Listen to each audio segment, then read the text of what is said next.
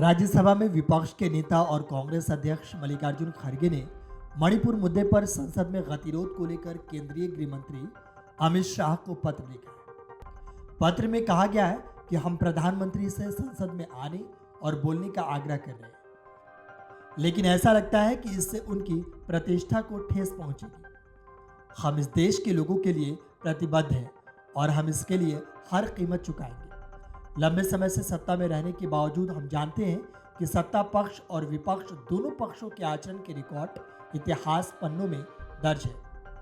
पत्र में आगे कहा गया है कि आपको ध्यान होगा कि मणिपुर में 3 मई के बाद की स्थिति पर इंडिया के घटक दलों की लगातार मांग कर रही है।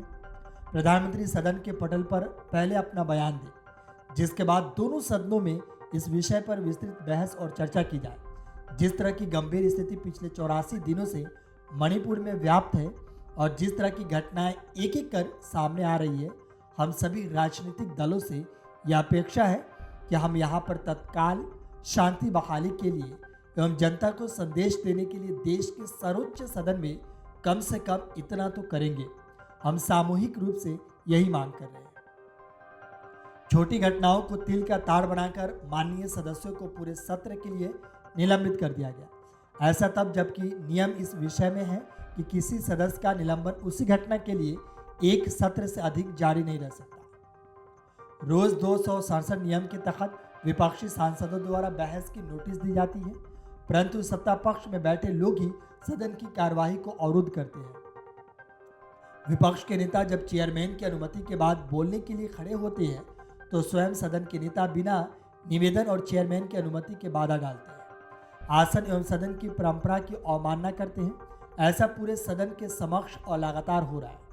विपक्षी दलों के सदस्य हर स्थगन के साथ सदन में इसी आशा के साथ एकत्रित होते हैं कि सदन की कार्रवाई शायद सुचारू रूप से चलाई जाए, परंतु अब तक निराशा ही हाथ लगी है। पत्र में कहा गया है कि प्रधानमंत्री जी, हम सदन में आकर बयान देने का आग्रह कर रहे हैं, परंतु ऐसा लगता है कि उनका ऐसा करना उनके सम्मान को ठेस पहुंचता है।